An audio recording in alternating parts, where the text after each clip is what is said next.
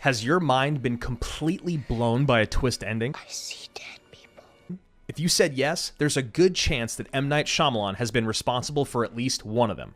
It all makes sense. While they haven't all been winners, there's no doubt that for the last 25 years, Shyamalan has been swinging for the fences.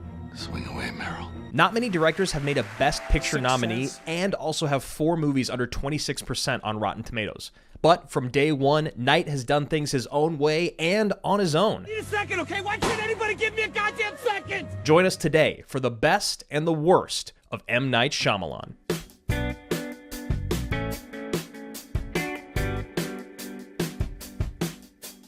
Hey, what is up, everybody? Welcome back to another episode of The Best and the Worst. I'm Andrew Ghai. Joining me, as always, is Ben Bateman. Or is it? I don't know. It's M. Night Shyamalan today. Could be anybody over here.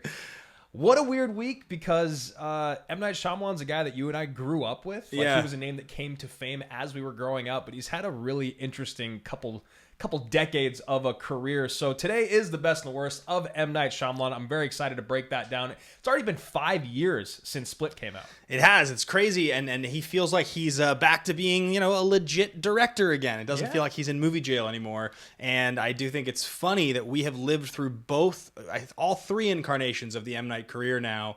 But he has been a mainstay, a brand name director in our lifetime in a way that really, truly few people have. So much so that I think the rewatch of his movies for this week's episode, it was close to my favorite that we've done on this show. I had a lot of fun. I don't know if anyone should ever watch in 1 week all of the Scream movies, all of M. Night Shyamalan's movies, all of Paul Thomas Anderson's movies, but we do that. We do that every single week.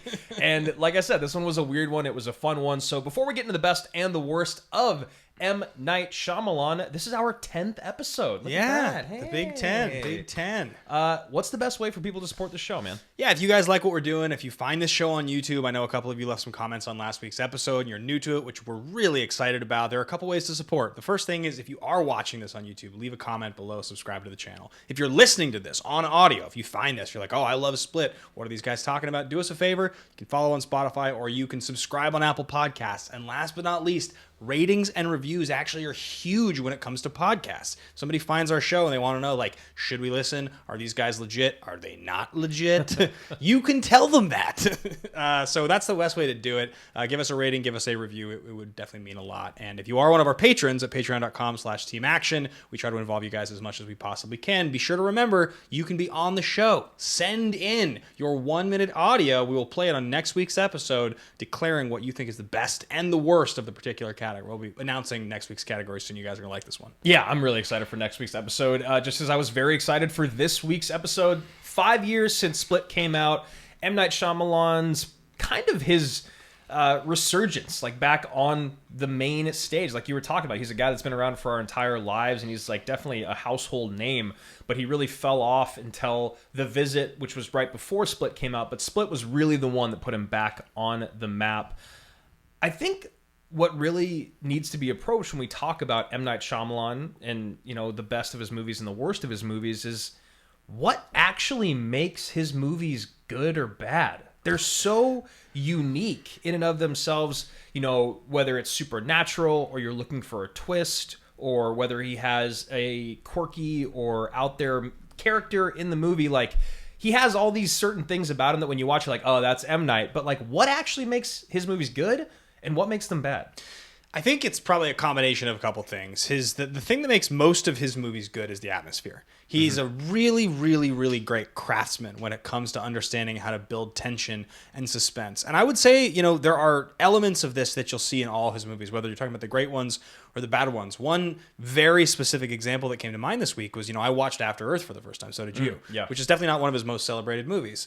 The ship goes down and there's a moment where, Jaden is on the ground and the cover to the ship keeps opening and closing. Oh, yeah, yeah. It's such an M Night shot. It's exactly what he does in his movies, but it's the kind of thing that you wouldn't find if that was not an M Night movie with that character. That just wouldn't happen. You would just be pulling closer on the character, and then the scene would go on. But that's how he wants to build suspense. He wants to make you feel like it's possible. The next time that thing opens, something crazy is going to be there. And he does that really well. I think it's one of his great successes. What about you? He really does have this thing that kind of taps into the curiosity of the viewer. No matter, I think it's really important that you say, no matter how good or how bad his movies are, he really has kind of harnessed what grabs your attention, what keeps you engaged. And, sometimes that payoff is great. Sometimes it's not so great. But it is interesting that M. Night feels like one of the few directors out there that is almost typecast as a director. It's like you go to his movies looking to be, like I said, something supernatural or a big twist. And if you don't get that thing, maybe you're not as satisfied. So I think one of the things that you really have to have in any movie, but specifically in an M. Night Shyamalan movie, as opposed to someone like in Paul Thomas Anderson that we just covered, like if you watched a PTA movie and there's no payoff, you're not really that bummed out. You're like, whatever, we went on a ride. This is maybe a slice of life piece, or the payoff isn't something huge. The movie just kind of ends. Whereas like with M. Night Shyamalan, in that last 25% of the movie, that last quarter of the film, there should be some revelation. You should like really discover something about what you were watching that makes everything else that preceded it make sense. It was so funny. We were watching The Sixth Sense with Ashley, and she kept guessing. and it's wonderful with his movies too, because so many people have heard the twist about one or his, like they know the twist, or they think they heard it once, so they're watching and they think because they've heard it, they're prepared for what it's going to be. It kind of puts you back in the seat of the viewer in general again, I think, which is that you're always watching being like, well, just how fantastical could this be? I remember when you and I were watching Old, it was kind of like that same thing of like, I think I know what's going on, but maybe not. And that's a really unique thing to do. Like, when you watch something, let's say Knives Out, for instance, right? Smash success. People love that movie. The whole time you're trying to figure out what's going on. That's part of why you really love that movie. And it's a really unique individual property. But, that is kind of what happens in those murder mysteries, right? Like something happens at the beginning there, someone dies, and the whole rest of the movie, you're like, well, who did it? Yeah. Whereas with M. Night Shyamalan, it's like this universe or this world or this situation doesn't quite line up or make sense or feel like, what is it? What is this thing out there that's going to kind of tie all that together? So I think when you talk about payoff, you talk about kind of world building, you talk about the suspense, there's also parts to him that are good and bad. So like I think M. Night Shyamalan as a writer, when you're writing the idea, that thing that keeps you engaged, the intrigue behind it, he's really good at writing that bird's eye view, but I think he really struggles at writing dialogue. He's like a great story writer, he's a decent screenplay writer, and he's a bad writer of dialogue. That's what it feels like, at least when I watch his movies. And I think the reason that his best movies are kind of applauded is that even with the dialogue being iffy, he has great performances there, right? Like famously Russell Crowe on the set of Gladiator was like, this is the dumbest thing I've ever heard, but since I'm the greatest actor that's ever lived, I'll make this work. Yeah. And that's the famous Maximus Decimus Meridius speech, right?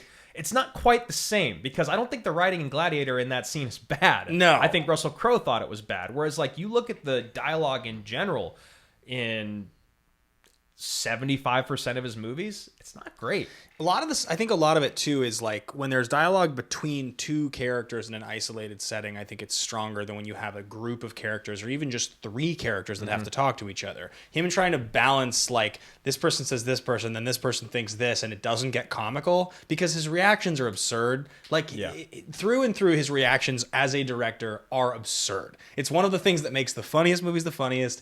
And I think like the stuff between Cole and, Malcolm in The Sixth Sense, why it's so strong, or the stuff between Cole and Toni Collette, like they're very strong moments because it's just direct, simple, drawn out dialogue, as opposed to like you think about Old and it's this group of people trying to interact and it completely goes off the rails. Yeah, it is definitely really hard to follow. So since this episode is obviously on M. Night Shyamalan, but it is inspired by Split, why did Split work? What was it about Split that you think worked with everyone out there? What worked for you? Like, why do you think that looking back on his filmography, Split is it's up at the top for everyone, I think. Yeah, it's one of the best reviewed. People like this movie a lot. I think the biggest thing with Split is the expectation versus execution. It's something that we've talked about a lot on the show from the beginning, and it's the idea that when you go into a film experience, what are you expecting to get? Is there a pedigree involved? Is there a budget? Is there, the biggest and most classic example in our lifetime at this point is probably Avengers Endgame, where it's the culmination of almost 15 years.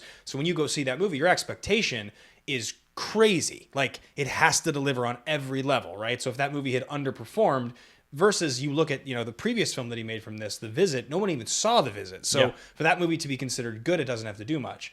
I think Split was his first movie with mainstream actors. McAvoy was Professor X. He's a big actor. And I think it's a movie, obviously, that he knew what he wanted to do with it. We didn't, as an audience, know what this was going to represent or how it was going to end. But he knew that he had this greater idea. And I'll be honest, man, I don't know if you feel differently, but when this movie came out, M. Night Shyamalan to me was dead as a director. He had been in movie jail since longer than I cared to even pay attention. Like, I hadn't wanted to see one of his movies since I walked out of the movie theater in 2008 when I saw The Happening. I didn't even finish it. I remember my buddy and I walked out. That was in 2008. Right. This is almost 10 years later. So when this movie came out and people said it was good, I was sort of like, really? Yeah, because what had happened right before this was that he did The Visit, and the people that did see it, the 30 of them or whatever that saw it, they all said it was pretty good. But it still wasn't enough to get me to the theater to watch it. Wasn't enough to get me to the theater to to get me to the theater to watch The Visit or to rent The Visit. I actually only watched it for the first time this last week with you because of doing this show. Did you know that it existed until Split got your attention? Yes, because I was big into horror movies at the time, right? So like when The Visit was kind of announced, it was one of those things where I was like, oh, interesting, M. Night's back, and this movie, because the trailer does look pretty creepy, and old people creep me out anyway. So like, I didn't see The Visit. I didn't see Split in theaters. I remember watching Split, and when you talk about expectation versus execution, I think at this point, my expectations were so low for M. Night to kind of blow me away. But I knew that McAvoy was like a pretty damn good actor and that he was doing a good job, at least it seemed at the time, of like picking his projects. So I was like, there's got to be a reason why this movie is happening. I didn't really know Anya Taylor-Joy. I watched The Witch, whatever it was, like a year before. Yeah, I think it was 2015 that The Witch came out. And, I remember liking her. Yeah. But that happens a lot when you watch like indie horror movies where you're like, oh, I really like this person. And you like never see them again, or you don't see them till way farther down in their career. I think for me with Split, it just looked like a creepy kind of a thriller that maybe M. Night gave up on twists. Yeah. Because I think the only thing that did come of The Visit being released is I had talked to friends that had seen it, and I think they told me the twist. Okay. Right? So like, if you know, and we'll probably tell you later on, obviously these episodes are always filled with spoilers, but like the twist in The Visit is very, very small. It's not a big part of the story.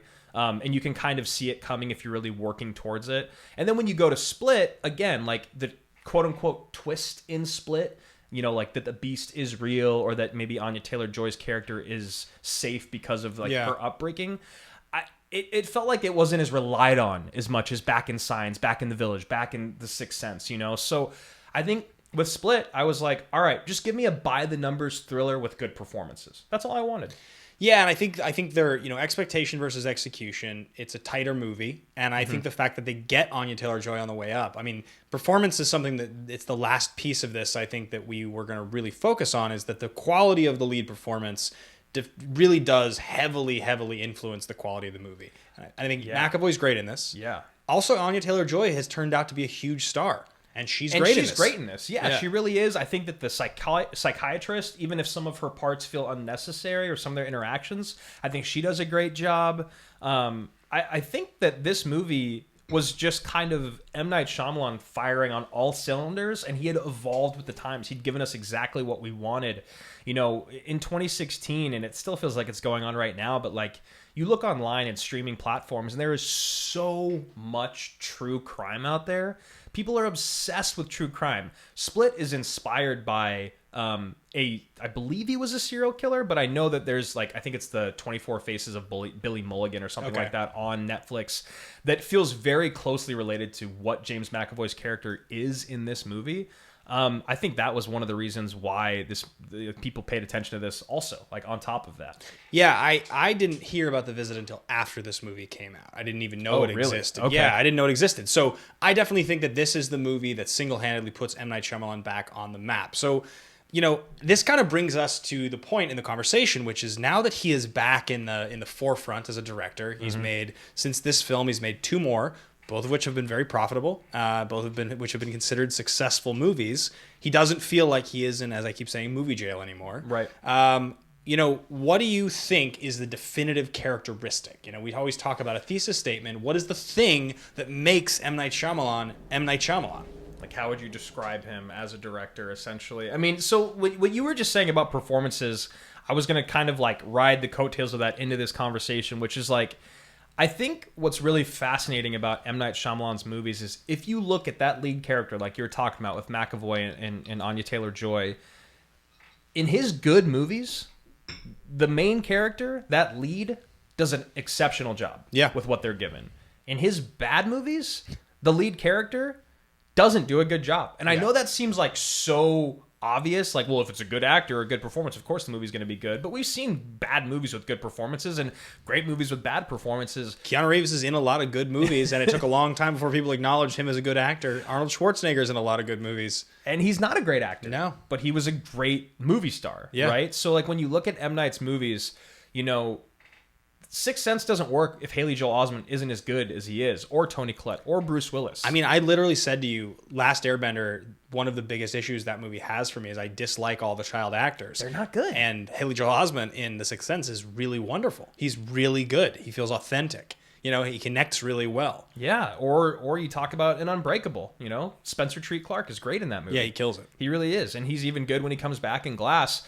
I think as a director, this is almost the thesis statement I was going to push for, but like to describe him as a director, the supernatural, the twists, all that stuff, living in his universe, I really do think after watching every one of his movies, I literally watched every movie he's made other than his student film over this last week, he relies so much on that lead character being able to deliver his written lines. Because, like, look, McAvoy does a really good job in Split, but if you have a bad actor in that role, those lines just don't hit the same way. Those characters don't hit the same way. When you look at The Happening, like, Wahlberg and Deschanel, I don't know how much better it could have been, but it could have been at least better from their performances. Like, Mark Wahlberg's delivery and his choices in that movie are beyond me. Also, like Night, he specifically has in mind what he wants. So he wrote that character for Mark Wahlberg. Right. What if he had written James McAvoy's character for Mark Wahlberg? What if he had, or somebody of that quality? Like, what because like the thing is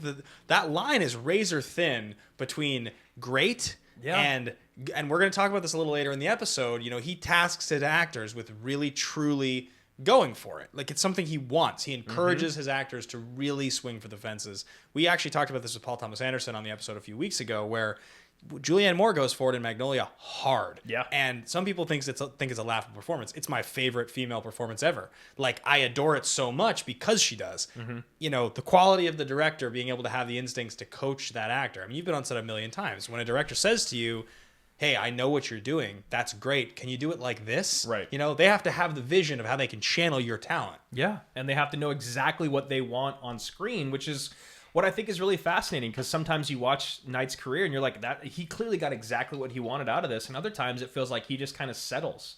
He settles with the performances that he got. So, yeah, I mean, I think it's kind of a weird, kind of like an outside look at how to describe this director specifically. But when I talk about M. Night Shyamalan and I try to put away the twists and the other things that people really go to him for, I really do believe he is a guy, because of his skill in creating a world, but his lack of skill in writing dialogue. He needs his leads to do a lot more work than maybe they would need to do for a different director, if that makes sense. It does. I think if I was going to try to explain to somebody what they're getting out of an M. Night movie, like if you ask me, how do you describe this guy? My memory of M. Night Shyamalan really traces back to the same memory that most people have, The Sixth Sense. I saw it in a theater. Right. It was a scary movie because of my age. I was only 11 when it came out. Still scary. And it's really well done. And it has a really, really wonderful twist. It's got one of the better twists that I can remember seeing in a film. So what I would say is that he's a director who There is probably something that is unexplainably supernatural in his movies. Yep. There's some element that you keep looking for a reasonable explanation. You're not going to get it most of the time. Right. You're going to get something you don't totally see coming. And that he is a guy who you always will be able to feel him in his movies. Always. Like this kind of absurd, slightly supernatural, very, very creepy, vibey type of director. And almost every single movie he makes, that's what you're going to get. And he toes the line between serious and laughable in a way that I think very few bankable directors like him can. Yeah, and I'm glad you used that word, because when we were talking about M. Night Shyamalan trying to come up with a thesis, there's so many out there for him because he is such a unique director. But I think when you talk about bankability, one thing, and I think the only reason why M. Night Shyamalan's career was able to continue throughout those horrible flops that he had, I mean, you talk about back-to-back bad movies. Yeah. He did that for 10 years in the middle of his career. It's amazing. Just right in there. They're all horribly reviewed, but they all make money. The only movie that like really could be looked at as a true financial like flop would really be Lady in the Water, right? Otherwise, this guy makes movies for very cheap. He made, I think it was 3 movies or 4 movies combined that cost $34 million. And those 4 movies combined to gross over $600 million, right? That turnaround is astronomical. So I think at the end of the day, when you talk about M. Night Shyamalan, writer, director, producer, he is always doing those things on his property. He is the most bankable director in Hollywood. Now, he's not going to make $1 billion off of a movie, but you got to remember those movies that make $1 billion cost hundreds of millions of dollars. So if a movie makes $1 billion, but it costs $250 million to make, that's only a 4x, right? That's a good return. Yeah. But when you're talking about M. Night Shyamalan, this is a guy that gets like 20x's out of his investments. So like, I really do believe that that's why he was able to keep working through his careers, even though he, like you said, in movie jail. Doesn't matter if the movie only costs $10 million to make. It's M. Night Shyamalan. It will make money. And what we've learned from Hollywood time and time again is that the people who write the checks, the people who make the decisions, they only follow one thing, and it's just the bottom line. So if the movie keeps making money, you're going to keep getting to make movies. So I think the concept that he's the most... I mean, this is a guy whose worldwide gross is a total of $3.3 billion. $3.3 billion worldwide. He's been making movies. I mean, he wrote Stuart Little in the 90s. Yep. You know, that's obviously a kid's movie, gets him on the map. People are like, okay, he can write. So he has a student film, Praying with Anger. No one watches that. He does Wide Awake. You know, that movie is not like technically an M. Night Shyamalan type of movie, though but it's it's his. Still, yeah, he still wrote and directed it, but it is very much a like 90s family Christian type movie. So they give him a shot. They go, okay, look, so you showed us you can write. You showed us you can make a movie. We're going to let you make this Sixth Sense movie, this hot script. So he does. And it's Oscar nominated, huge success, classic story of a young director. You know, the whole entire concept of Griffin Newman's show, the Blank Check podcast, is kind of based on Shyamalan in some ways. Right. It's a guy who gets a huge amount of success early in his career, a series of blank checks for the rest of his career. And that's him to a T, right? But then he follows it up with Unbreakable, which is well-reviewed, makes money. Signs, makes all the money. It's Mel Gibson. And then all of a sudden, the moment you're talking about happens. And he makes The Village, Lady in the Water, The Happening, The Last Airbender, and After Earth. Yep. In sequence. Every 2 years, he makes a movie from when he starts, essentially. Like from Unbreakable on, all the way through exactly what you're talking about. But even during that time, those movies were still making money. You know, small investments, small returns in relation to other massive blockbusters. But if you're talking about the guy that like wrote M. Night that check or like signed off on it, you still look like a genius at the end of the day. I mean, you made a profitable movie, right? So it's like It doesn't... I mean, I think the only one you can really look at in his whole career and you can go, this is a pure product of your celebrity at your moment is Lady in the Water. Yeah. Because it's the only movie that when you watch it, you're like, no one else would be allowed to do this. No one. But directors get that, right? Like, remember, like, Peter Jackson? Yeah. He got, like, Lovely Bones, True. right? Like, right after right after he finished doing some of the greatest movies we'll ever see in our lives. Yeah. It's like, all right, man, here's your blank check. Go make the movie you want to make. And then we get that. And it's got Wahlberg also. It's also got Wahlberg. In another MVP performance. Well, you know, I just miss my daughter so much. So who is M. Night now, right? Like, he's this guy that is a household name. I think he's back on the map. He's back to making movies. He's 51. He was born in India. He was raised in Pennsylvania, which is where a lot of his movies take place. You'll kind of see that these directors, they like to do that. PTA did the exact same thing with The Valley here in LA. Like you just said, his movies have grossed over $3.3 billion. And what's fascinating about that, too, is it's just M. Night Shyamalan. Like, you know, you talk about other movies that gross billions of dollars. They've usually got this massive property behind them. Usually it's superheroes, right? Yeah. At this point, it just is superheroes. This is M. Night Shyamalan grossing $3 billion off of things that he came up with in his head. Which is truly the most remarkable part of him as a creator, is that no one does that. Nobody is allowed or gets to do that. I will say, if you ask where he is now at 51 years old, I don't like if Sixth Sense is peak, let's say that's 10 out of 10 Shyamalan. Yeah. I think he's probably at a cool 5 at this point. Okay. I don't think he's anywhere near where he was in terms of branding, because I think even like the success of something like Old is successful for what it is, but we're not talking about movies that make 200-300 million anymore. Right. It's a kind of a different era, but he's still firmly on the map. I think I'd maybe put him like a couple notches higher, maybe just at 6. Yeah. Honestly, just because I feel like he's done more good than bad recently. But yeah, so yeah, like I was saying, he's 51. He went to NYU. That's where he did his very first film, Praying with Anger. It's the only movie in his filmography that we're not going to be talking about because it's semi-autobiographical. He was the star of it, and it really is a student film. He made it off of his friends and family's dollar while he was in film school at NYU, so it feels like that's the only one to skip, whereas like you were just talking about with Wide Awake, that was still his movie, even though it did feel very much like the Alien 3, you know, like the Wide Awake is like, all right, the studio is going to give you a chance with this famous person, and here you go. Here's a paycheck. Make it work. Yeah. You know? But yeah, so that's who M. Night Shyamalan is now. He's got, I believe, 3 kids. He's been married since 92, which is basically when he kind of came on the map. And I believe his daughter is starting to work in film with him. And I wish I could recall her name off the top of my head. But he is starting to kind of build this legacy. And you talk about like being able to carry that family name. She will be able to say, I am blank Shyamalan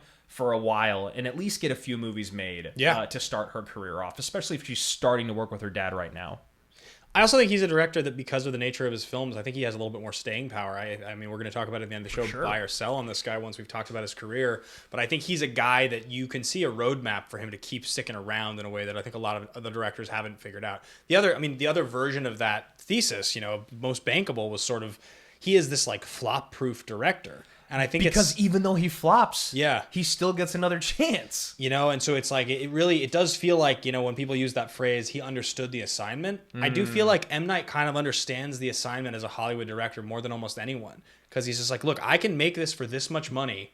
And it's going to make enough that you guys will be happy, even if it's not well reviewed. I know how much it's going to cost. I know how much it's going to make. Yeah. I'm good.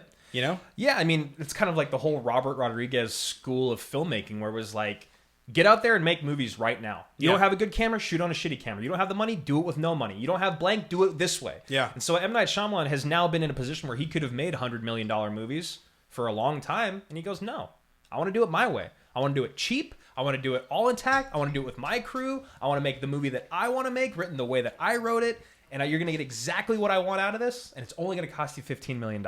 Yeah. Right? Like, and then every studio goes, okay, cool. Why not? Totally.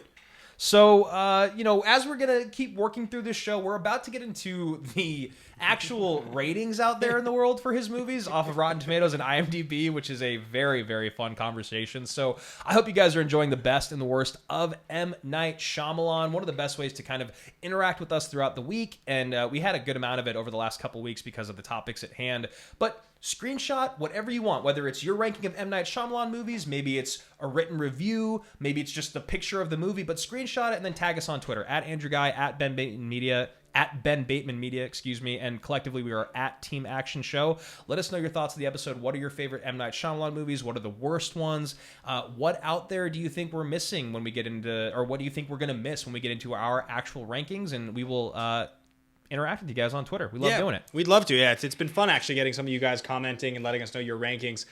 People have divisive hot takes on some of these movies, and there are a few movies in this canon without a doubt that people love talking about, even if they're not the best movie. Because I do think that M Night Shyamalan he's got some like, for lack of a better word, we'll just call them some interesting movies. Offensively bad. That's a good way to put it. So, coming up next week, though, we actually have, and if you guys want to get in on that conversation, we have a very exciting episode. This is one that I think a lot of you guys are going to have some strong opinions on. The best and the worst of Middle Earth. Yes. Got 3 Lord of the Rings. We got 3 Hobbit movies. We're going to have to collectively decide how deep we want to go on those animated movies, but we're for sure doing the big 6. Yeah, we're definitely going to do the big 6. I would assume that if we were going to add an animated one, we would do the animated Hobbit. Yeah. But yeah, so that's going to be it. The best and the worst of Middle Earth. It's exciting because, I mean, I don't know about you, but I remember those 3 Christmases in a row. Just absolutely. Waiting all year long for the next installment of, in my opinion, probably the greatest trilogy of films out there. Like, period. Like, I know that we had that conversation. Yeah. It's a big one. We don't need to get into that conversation. But at least in my book, I think that's probably my favorite trilogy of all time. So I'm really excited to talk about it. Yeah, and as we mentioned earlier in the show, if you guys are patrons, that's patreon.com/teamaction, there's a great opportunity to get in on the conversation, what you think is the best and the worst film in that franchise. If you are a patron of the captain level or above, you just send us an email or you send us a direct message on Patreon letting us know you want to be in. We will play your 60-second opinion, your actual audio recording of your opinion on the podcast. You might even sway our opinion, honestly. Yeah. I mean, I'm curious to know what you guys think because everybody has very, very strong opinions on these films. Yeah, and it's like a great way to interact with you guys like live on the spot, not on Twitter. So here we go.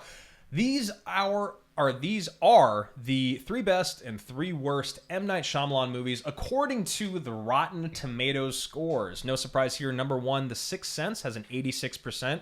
Split right behind it at 77%. And then Signs at 74%. So, pretty good. High 70s, high 80s. Nothing in the 90s.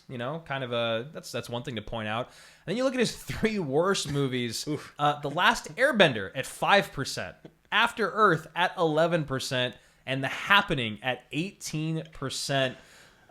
Definitely the worst scores we've had on this show so far. I mean, and I just for reference, because we do have the IMDb scores in front of us here. The Last Airbender has a 4. 4. I've rarely seen a film have anything below a 5 that we talk about on this show. A 4 is a remarkably low score. Yeah, and I really do think that expectation versus execution came into the conversation with The Last Airbender. I mean, you talk about, like, that's a dangerous property to approach because of how much people loved it. And he just butchered it. And it, like, even says at the end of the movie that it's based off of the show. You know what? It just doesn't feel like they're at all the same. There's this incredible scene in Popstar, Never Stop, Never Stopping, which is like my favorite comedy ever. And it's when Connor puts his music in all Aquaspin products. So when people like open the fridge, his music just starts playing and everybody's mad because and the next scene is just everybody like burning posters of him and just burning his records. Right. And that's kind of what I think of when I think about people walking out of The Last Airbender, is just like burning posters of M. Night Shyamalan. Like, people have so much bile and hatred for him. It's an amazing film in that regard. I'm trying to think of like the other most offensive thing like this was probably the whole U2 Apple thing. Yeah. Where they just gave you their album. You're like, I want this album for free, you assholes. It was like that. People were so mad about the U2 thing. They were just as mad, if not more angry, about The Last Airbender. Even today. Oh, when you talk about it, they're like, oh, God, M. Night Shyamalan ruined my favorite TV show. Well, weirdly, too, because The Last Airbender has taken on even a stronger like cultural place than it did then. It's one of the most beloved series of all time. I mean, people swear by it. So that's coming in last place. You mentioned After Earth at 11 and then The Happening at 18%. Funny enough, I think these don't totally reflect our picks. We actually have I'm influenced by these picks for sure, and it is interesting to see. I'm a little stunned that they feel as strongly as they do about After Earth, I have to say. Yeah, I think that's really the most interesting one in the conversation, like that and Airbender. And I think Airbender we kind of just touched on, which was just like such a big property. I think when you talk about After Earth, it's another massive property in Will Smith, but it's a different reason why it didn't work out. So Today on The Best and the Worst here for M. Night Shyamalan, we did it for Scream. We're going to do this here and there. We're going to change up the categories just a little bit to kind of more cater to the topic at hand. And I feel like the ones we picked for M. Night are pretty phenomenal. I think they line up great. There's some very good stuff here. I don't know. I just want to say before we get into these, so we watched all those movies. Mm-hmm. I'm not sure there are worse movies I've had to watch in sequence for one of these than we had to watch here. Because like Amazing Spider-Man 2 is a really bad movie. Right. But it's not even close. Like the bad movies that we had to watch in a row, because like primarily the ones I hadn't seen were the bad ones. Yeah. It's kind of amazing. Like I like, we were texting each other. I went through a string of Glass, Lady in the Water, Avatar, and Wide Awake. Yeah. I watched those 4 movies in a row. Amazing. It's like 10 hours of my life that I can never get back. Oh my God. So we're going to start off with something called the payoff. And, you know, there's a twist in all those movies, but there's ultimately a resolution like there is in any narrative script. And we're going to talk about the best and the worst payoff. I think it's a great place to start. So why don't we start with the worst? Yeah. Why don't we start with the worst payoff? For you, what do you got as your worst payoff? So my worst payoff is kind of like a combination of 2 movies that really, it all falls on the head of one in Glass. But like at the very end of Split, we kind of got what we didn't know we needed. Yeah. Which was like, oh wow, this is what is it, East Rail 177 trilogy or whatever. Yeah. It's like, this is attached to Unbreakable, right? So that's cool. That means we might see Mr. Glass, and we do see Bruce Willis, you know, and all that. So then when you get to Glass, the whole movie is kind of annoying. Like Sarah Paulson, her whole point in the movie as a therapist is kind of like legitimize all these supernatural things that have happened, right? Like she tries to just like logic her way or womansplain. I mean, no, that's not a real term, but like she just tries to explain what she is, like what her perception of what they did is. Even though you as the viewer, you're just like, but I know this is real. Like I know that they're superheroes and blah, blah, blah, blah. So I get that. There's like the push and pull. But like, you know, obviously at the end, it turns out that she works for this organization that is like to pacify supernatural beings and all that. So you kind of understand why. But you're like, okay, so I have Mr. Glass. I have, you know, the Overseer, I think is his name. Sure. And then the Horde. Yeah. They're all in the same building. And they're all going to have this massive, cool showdown. And then they have this showdown in the parking lot of the mental asylum. And the end of it is Bruce Willis gets drowned by a cop. In a puddle. The Horde gets killed by a sniper while he's like calming down and being good. And then Mr. Glass gets punched in the stomach and dies. It's like internal bleeding. And then, you know, he has the line of like, it's not a sequel, it's an origin story. Right. It was just the worst thing that could have happened with getting all those stories coming together. It was just the worst payoff ever. Like the fighting was bad, the performances weren't good. James McAvoy being in his room with the flashers that made him like hop between personalities, like all the cool things about Split in his acting were completely just destroyed, obliterated in Glass because it was way too heavy-handed. I think the thing about Glass that's sort of obviously disappointing is that, you know, Unbreakable is an interesting movie because it's showing you this is a superhero story, but you don't necessarily know. We're building this, and in the end, even his hero action is like, he's super strong and has a sense of justice that he can feel in people. And like, that's cool. So you see him do his thing. The ending is a little soft in terms of like what really happens. It's not like he's not flying through the air. It's like, but he still has like a kind of a cool superhero moment. Totally. And it's like, it is like a superhero origin story. And then Split is interesting because you don't really see the Horde coming. So when it finally shows you Bruce Willis at the end, both times in both movies, you're like, oh, this was a cool movie. Yeah. Glass is like, here's all those superheroes and supervillains. Now I'm making a superhero movie, but it's like, M. Night, you don't make superhero movies. That's the whole point of your career. If you made superhero movies, you wouldn't be profitable. Like, he's like, oh, this guy's gonna wear a raincoat. It's like, that isn't cool. Like, yeah, and then Mr. Glass is gonna dress like the Riddler. Yeah. And like, you know, the idea that Kevin Wendell Crumb's dad was actually also on the train that Samuel L. Jackson killed his dad, so that's why it's like it was like, all right, I get it. It's all, you're all intertwined. This is all connected. It was just a horrible payoff. Yeah. Like I just felt like when I watched this movie again, I remember being really let down the first time in theaters, and then watching it again, I was really annoyed and bothered by the premise of like Sarah Paulson's character, and I really hated the three of them at the end of the movie in this superhero showdown that was like a barn budget, like redheaded stepchild of a real superhero battle.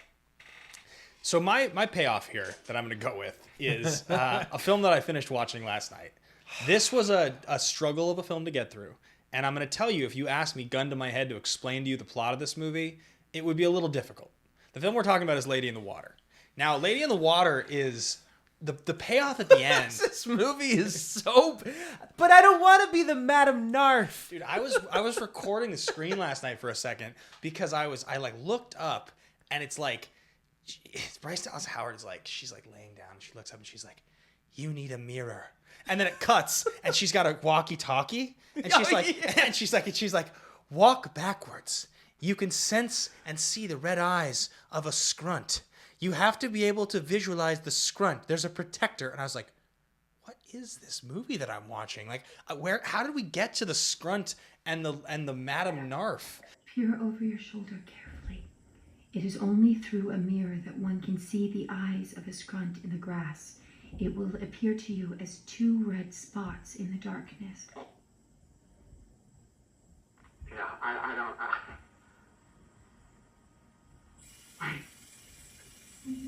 see him.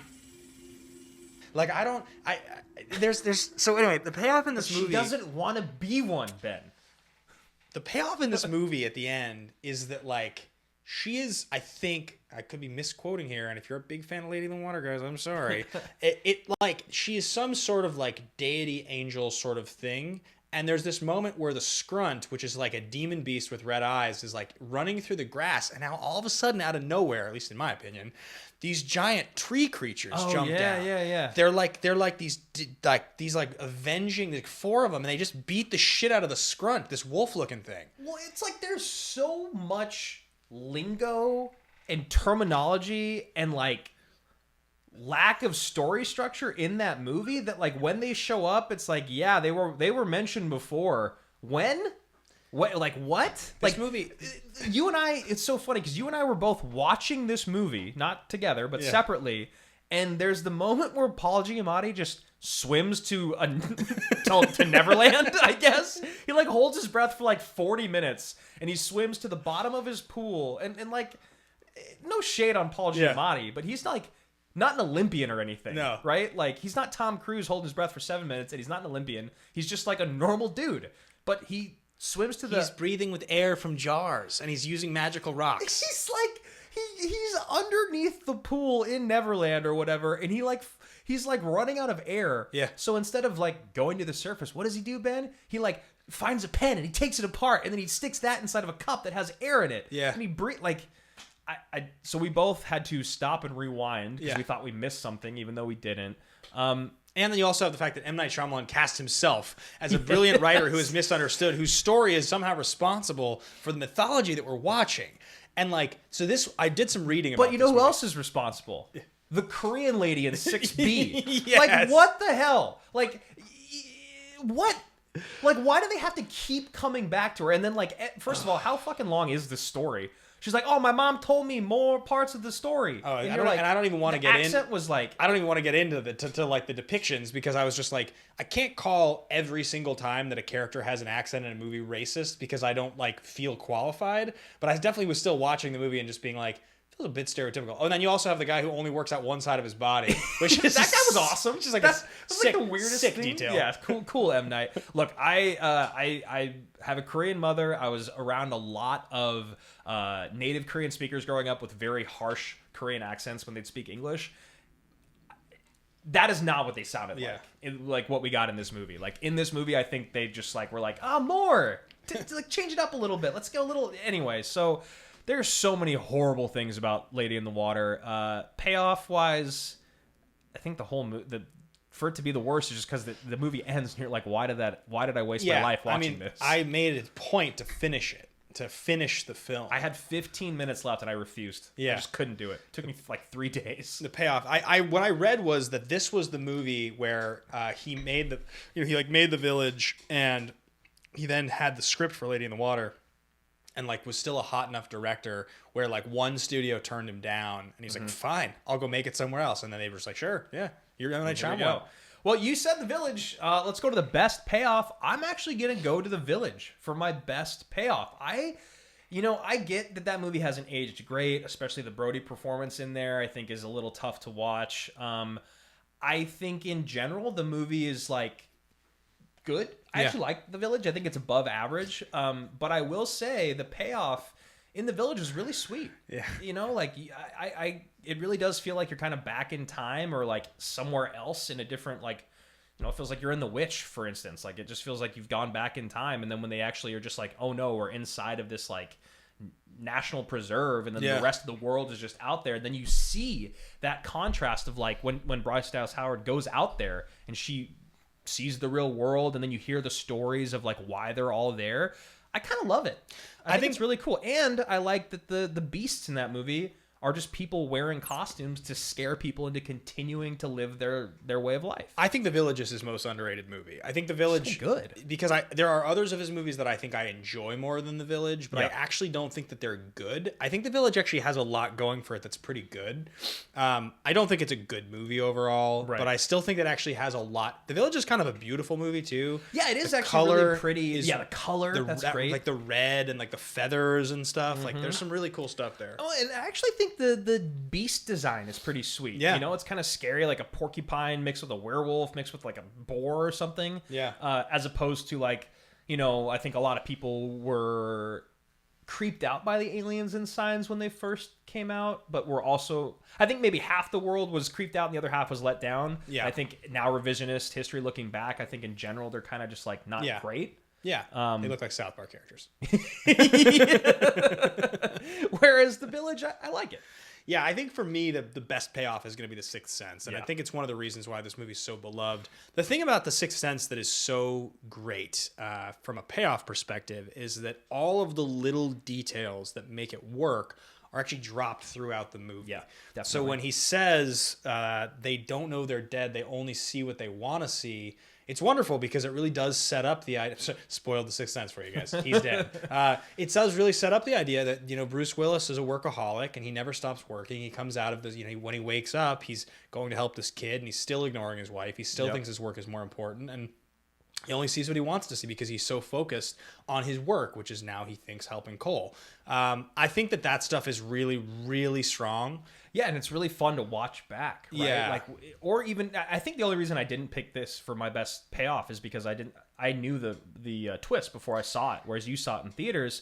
But like the joy of watching The Sixth Sense, even knowing the twist, is really cool for the things that you're talking about. The way that he builds it, and every single scene that Willis is in, you realize he doesn't talk to anyone else, or if he does, they're just talking to themselves. And I just think that is really, really well done by him. There's certain, like watching it back for the first time in a long time, there are certain scenes in the movie when he goes to the anniversary dinner and he's like, I thought you meant the other Italian restaurant that I asked you to. And she sits there quietly and she's saying happy anniversary and she walks out. It's just done really well so that when it finally gets really revealed at the end, it's one of, I mean, it's why he's who he is. It's why Shyamalan has a career. It's one of the most brilliant reveals probably in cinema history, if we're being honest. It's a Best Picture nominee, made tons of money. And in a lot of ways, if you ask me... youngest ever Best Actor supporting nomination, right? Yeah. And if you ask me, you know, Bruce Willis's best movie, gun to my head, I mean, it's not this, obviously, it's Die Hard, but like, or Die Hard is above this, but I mean, The Sixth Sense is going to be in the top couple. It's definitely going to be in his top like 2 or 3 movies probably. Well, and you talk about like M. Night really relying on his leads, like he uses Bruce Willis pretty perfectly in this and in Unbreakable, right? He's really good at doing that thing of like, he doesn't have to go. He doesn't have to reach in either movie ever. He kind of just gets to stay at this like medium that Bruce Willis likes to live at. So yeah, I think those are great payoffs. Sixth Sense and The Village, and then the worst ones, Lady in the Water and Glass. So we mentioned this earlier, and this is it's almost like a category we've brought along with us from other shows.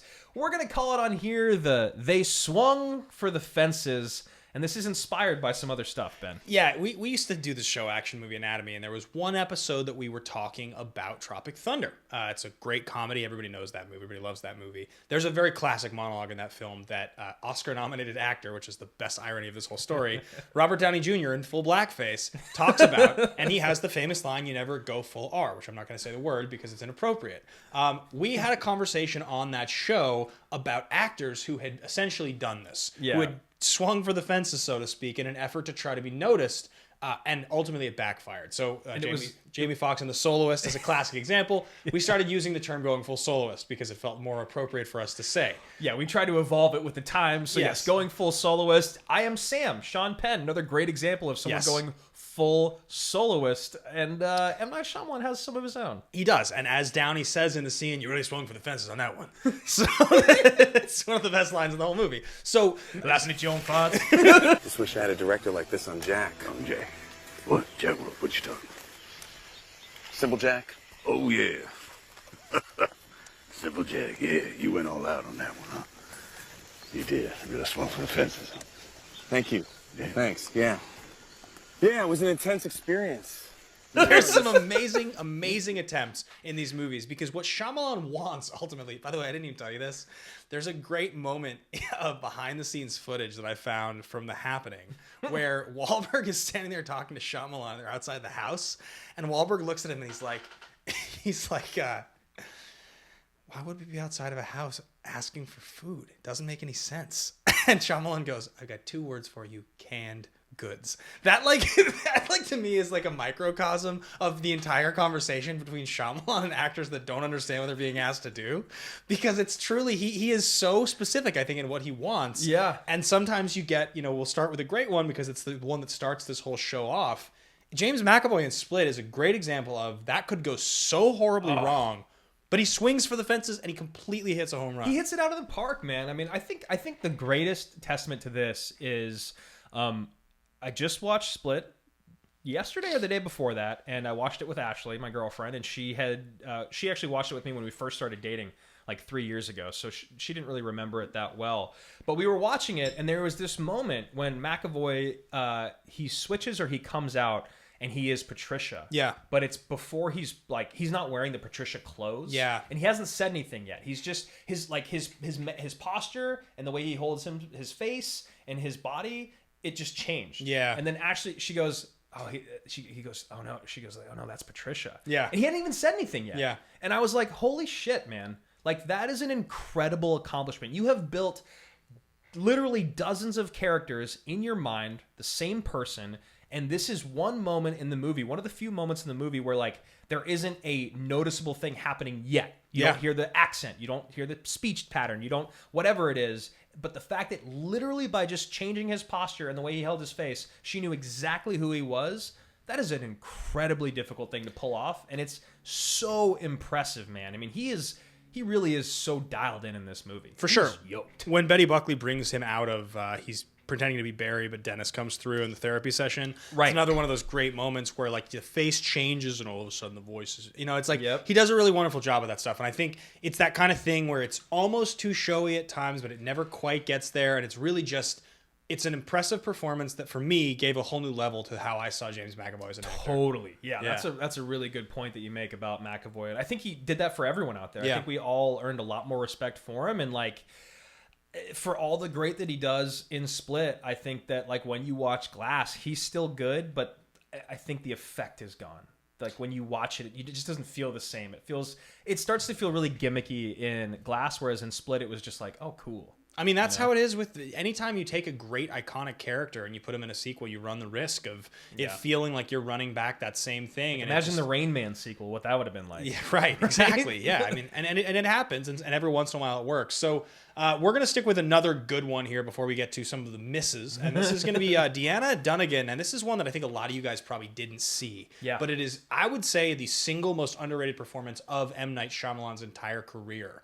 And this is she plays what turns out to be the imposter grandmother in The Visit. Yeah. She's amazing in this movie. She's actually phenomenal. Like, when I watched Get Out for the first time, I remember the maid when Yeah. she has that scene of like laugh, cry, smiling with the tear coming down and all that. I remember like getting chills, being like, holy shit.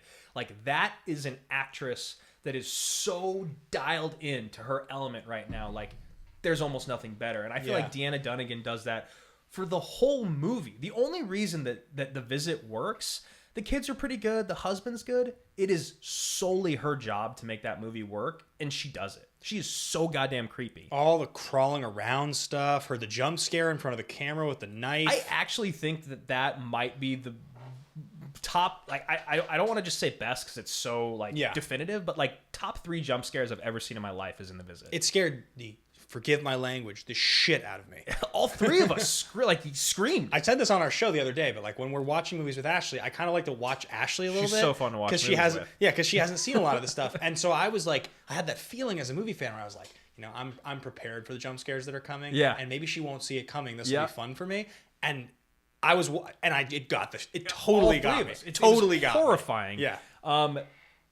Yeah, and like I think, you know, the fact that they decided to show like an elderly woman naked numerous times, like there is like just something kind of unsettling about her being naked and scratching the walls and stuff. Like she just does an incredible job. So she swings for the fences and she hits it out of the park. 100%. Now to get into a few of the roles, the performances that maybe just didn't hit the way that they wanted them to. Yeah, well, I think I'm going to save my favorite for last. Okay, yeah, I know it's exactly which one. And if you're a fan of M Night Shyamalan and you did the exercise with us, I think you know where we're going with this.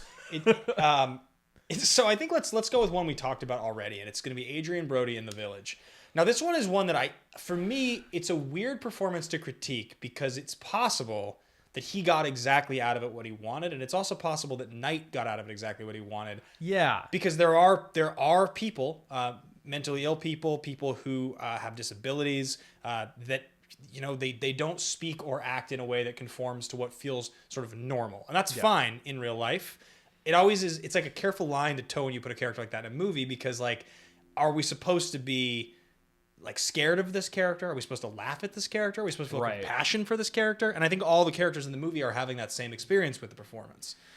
Yeah, I mean, it really, characters like this really kind of go to show you how much we've evolved as film, as movie viewers. Yeah. As people that go to the movies to watch film, and like what we think is okay and what we think is not okay, or like what depictions we think hit or don't hit. And it's like, you know, when you think about Edward Norton in The Score or something, it feels like maybe that's a little bit more acceptable because you know that he's like pulling one over on them in the movie, right? It's like he's in on the joke that we're in on the joke. Whereas when you watch Adrian Brody do this, I think the biggest question that you have to ask yourself is like, well, why? Yeah. Like, why is this character this way? And why did Adrian Brody play him? It's tough because, like, I actually don't think Adrian Brody does a bad job in this movie, but it isn't fun to watch. Well, he also, I mean, you use the phrase swing for the fences here, right? Yeah. He is swinging for the fences he's gone. With how big he goes. Oh, like, yeah. Because he could play this role so much smaller to the same effect in a lot of ways. He just decides. And I think the thing that's also weird about this movie came out in 2004. Adrian Brody at 27 years old won the Oscar for Best Actor for The fucking Pianist in 2003. Yeah. Right? He won in early 2003. A year later, this movie comes out with this performance. So you're watching and you're like, oh, this is a master, right? I'm watching a master do this. And then you go back and watch it now and you're like, this is kind of offensive, I think. I don't know how to feel about this. Yeah, and like, again, like, you know, earlier when I was talking about you guys responding to us on Twitter in the comments with, like, your rankings, maybe this would be something you guys want to respond to. I mean, specifically Adrian Brody in The Village, like, why doesn't it work anymore? Or why did it work at the time and doesn't work now? Or does it still work for you? Because, again, I don't think it's a bad performance. I just think it's a bad role. Well, yeah, because, like, again, you talk about a disability, a mental illness, you talk about being autistic, anything that would change someone's performance in film that would feel non-conformist to what sort of a normal human would act like, whatever that means. Yeah, there were air quotes there for our audio viewers. Yeah, listeners. You know, like Zach Zotzig in Peanut Butter Falcon, for instance, is a character who is wonderful to watch. Mm-hmm. There's nothing about that, and obviously in real life he has that same, and so I feel like when you watch that, it doesn't feel hammy or like he's doing anything that's trying to get you. It feels like a real performance, which this doesn't totally feel like. Or like, what's his name? Is it RJ Mitty or yeah, the son on Breaking Bad? Like, he has that exact same disease in real life, but Yeah. it's not. He like kicked it up a few notches Yeah. for the show. Yeah. Right, and I think that's also acceptable. There's just something about this that didn't work for me. So that's enough out of Adrian Brody swinging for the fences and totally missing. How about Will Smith? Oh, this is a good one. In After Earth. I think this is actually a really interesting one. Because I think the way that you framed it was the best way. It's something I had heard about over the last few years with this movie. It's like I'd heard people talk about this. I know Screen Junkies, there's a really funny, honest trailer you guys can go watch about this movie that kind of makes fun of this. But Will Smith is one of the single most charismatic actors in history. One of the absolutely charismatic action stars in history, bankable and everything. He's like one of the true movie stars that is still working, right? Yeah. Like there's only like a handful left in the world, and Will Smith was definitely the definition of a movie star. You hire this guy because he's tall, he's jacked, he's good looking, he's charismatic, he's funny, he can pull off action, he can pull off dramatic chops. You put all that together and you get a really compelling star of I Am Legend or Independence Day. And in this movie, they take that guy and they literally come up with a term called ghosting, in which you have to be emotionless and lack of personality. And then he breaks his leg, and he sits there in an escape pod, basically on the ground, talking into a radio with no personality for 2 hours. And then for half of the time, he's not even talking to anyone because the transmitter, like he can't communicate with Jaden or whatever. And like, there's a moment in the movie where his daughter's like asking him to help her blow out her birthday candles, like, and they're on like video call, and he's like, "That will not work. I am here and you are there." She's like, "Oh, I think it'll work, Daddy." She's like, "Daddy, blow out the candles." He's like, "That will not work. I am here and you were there." They're like, "We think it'll work." He's like, "No, it will not." It's like, come on, so Dad. Yeah, like the whole thing. He's really, really, like, I guess there's maybe a part of it out in the world where, or like when writing this, you're like, man, if we get like the most charismatic guy in the world to like be kind of boring, that'll be interesting. It just wasn't. It was just like a really, really poor use of Will Smith. And like, even though he doesn't really swing for the fences in this, it is one of the worst uses of a super talented superstar in a horrible role. I kind of think he, in some ways, does swing for the fences, because for him, I think this probably felt like a really brilliant performance. He was probably like, I'm doing something really special here. And when you watch this movie, I think the best way I can describe this movie is extraordinarily bland. Yep. I mean, there's even one sequence in this movie where he loses radio contact with Jaden Smith, who he's, of course, because it's his son, he's like, "You go be the star of this movie and run around and do all the action. I'll just sit here and do nothing." Yep. Right? Maybe it's because Will Smith was like, "Yeah, I'm going to film this entire movie in like 2 weeks so I can get most of my scenes shot sitting in this chair," basically. I don't know. But like, there's even one point where he's like, "Oh, I can't communicate with him anymore. So now I'm just speaking to myself." And he's like looking at the thing and he's like, "You cannot transmit messages because there's a layer of clouds above you. I wish you understood this, but you don't. And I can't talk to you." And I'm like, this is like, such... Why am I watching this? Why just cut this scene? It was cut like it out. Really bad. That's probably why this movie is reviewed as badly as it is. And then, and second to last here, you've got Old. Alex Wolff plays the teenage version of the young boy, who, this is a unique task as an actor. It's so tough. Him and Thomas and Mackenzie, we talked about this when we did our original review of Old on our YouTube channel, was just like, they're not really put in a position to succeed here. Yeah. Because you have to look like a teenager or young adult, but you have to have the mentality of a child. And something about watching young adults act like 6-year-olds is really hard to watch. So like, Alex Wolff has a scene right after he gets the other infant on the island pregnant, which is super weird. He goes and he's like, "No!" He's like crying and screaming. He's like, "No, we're gonna get married and we're never gonna get in a fight ever, like you and Mom and Dad." And he's like, there's numerous scenes where it's just like him having a temper tantrum as a 6-year-old, but he's like in his late teens. Yeah. And it's really hard to watch. And it's not his fault, but it's really, he really swings for the fences on this one. He really does. It's an extraordinary performance. It's the kind of thing that if you like, you draw that play up, it's kind of like, it's the same idea with Will Smith. You draw the play up and you're like, this would be really interesting. Yep. And in the end, it is not interesting. It's just hard to watch. Yeah. The movie in itself is kind of hilarious for the same reason. It almost feels spiritually... I'm so old, I can't see anything. It's like, they literally are like, what are all the worst things about getting old? Well, you can't see very well. You can't hear. We were texting each other, like, let's make a list of the swing for the fences performance. And I was like, literally the cast of Old. Pick anyone. Everyone in that movie is pretty rough.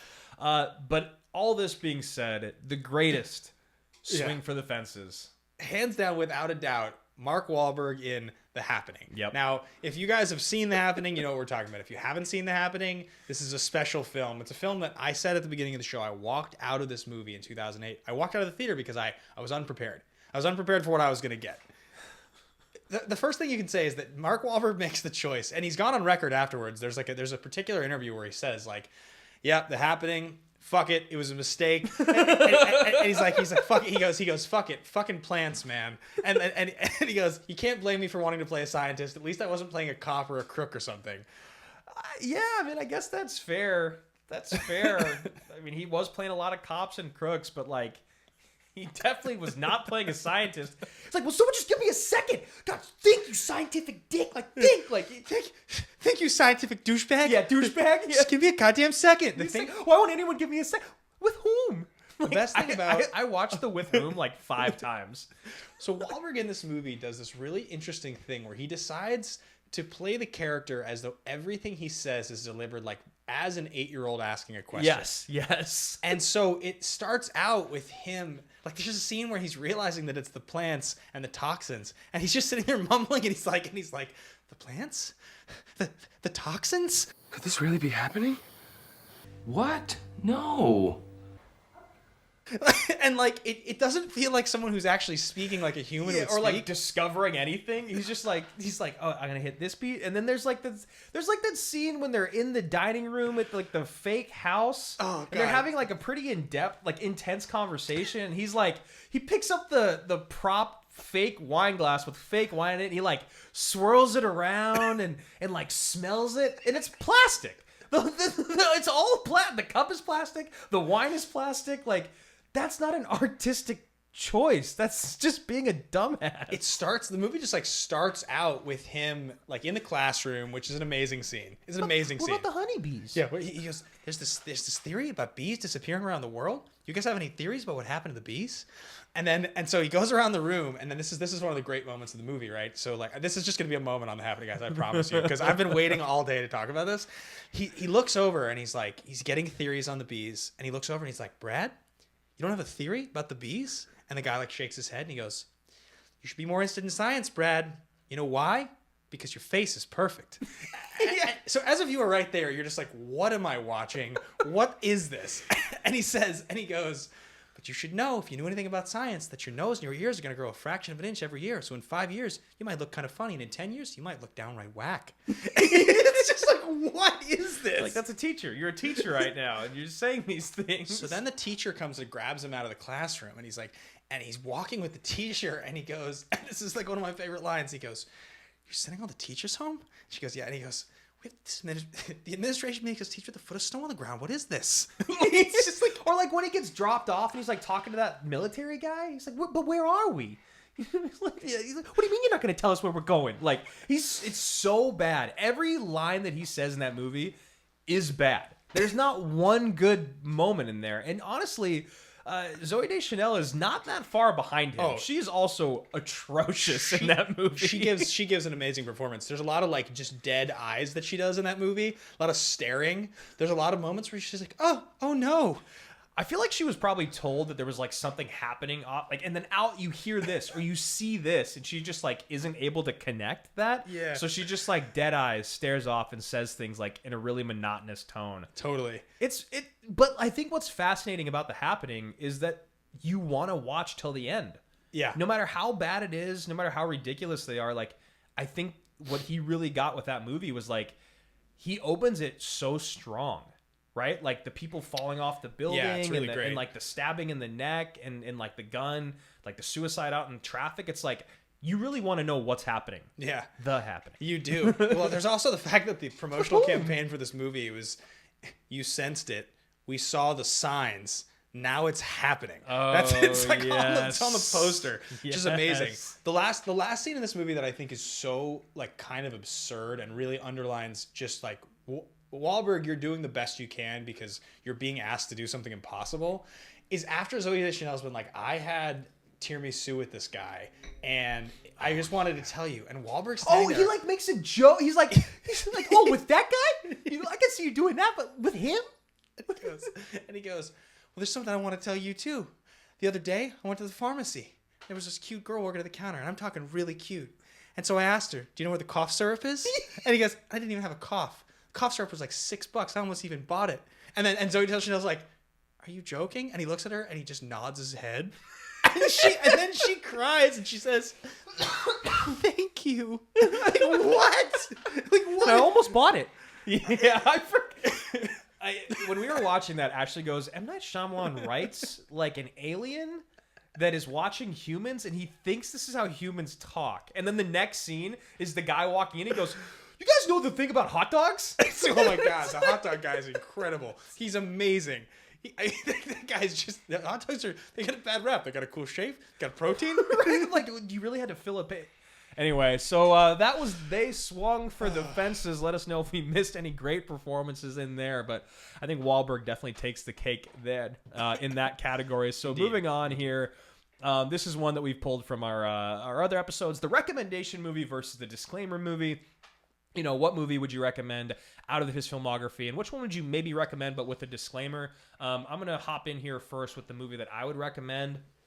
I think it kind of just, you said it earlier in the show, but literally the only reason that M. Night Shyamalan still gets to do what he is doing now and got to do what he did throughout the 2000s is because of The Sixth Sense.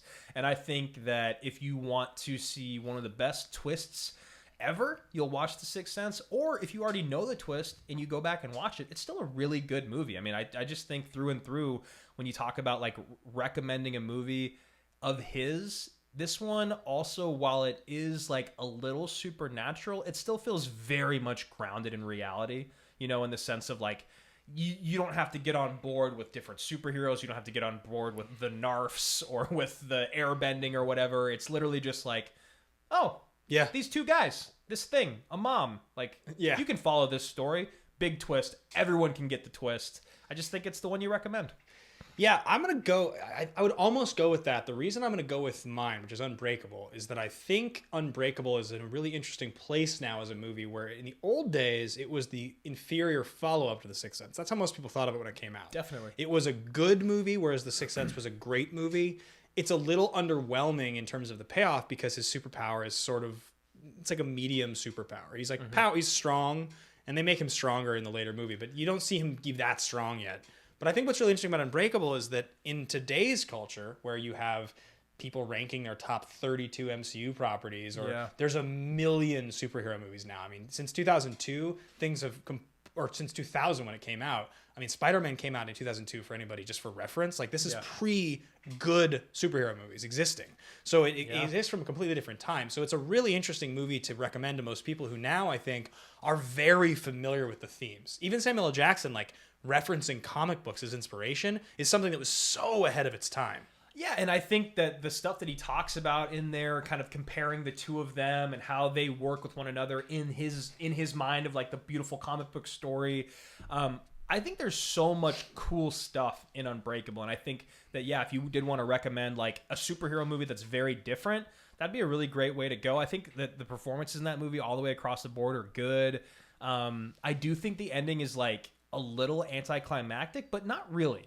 I think it's kind of the payoff that you want, but also because it came right after The Sixth Sense, I think everyone was expecting Bruce Willis to be like a dog or something. Yeah, you know what I mean? Like just something so crazy, but you can't really top the twist in Sixth Sense. So he just gives you the twist of like, oh yeah, Samuel L. Jackson is actually a supervillain. He did all of these things. Yeah. Which was still cool enough. Yeah. You know, it's a good superhero movie. So I think the disclaimer movie for me would be, I think The Visit. Okay. And I think the reason why I would have to put a disclaimer in front of it is because it's almost like the movie that you didn't know. Like, dude, have you seen The Visit? Well, what do you mean? It's the one M. Night Shyamalan movie out there that I feel like no one has seen, but is actually one of his better films. I think the disclaimer that I would give would be like, you haven't heard of it, it's better than you think, and it's also really friggin' creepy. And there's going to be some jump scares in there if you hate jump scares, but like, that would be my disclaimer, but I would still recommend it. One thing that I think is really interesting when you talk about this is, you know, you and I have both competed in the Movie Trivia Schmodown for a long time. You now are on the desk, but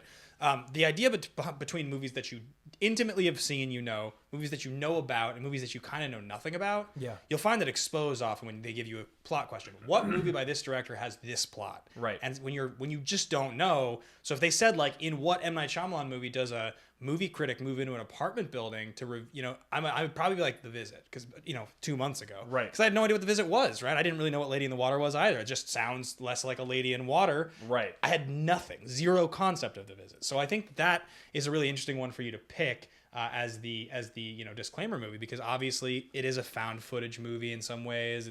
It's definitely a slower, harder to get into movie with no stars for people. But if you give them that disclaimer, I think it's a surprisingly good movie. Yeah, and I do think that the whole like found footage aspect is really interesting, because there is always one of your characters that isn't on screen. Yeah. Because even if in a 2-person shot, because they're the one holding the camera at the time, which I think is pretty cool.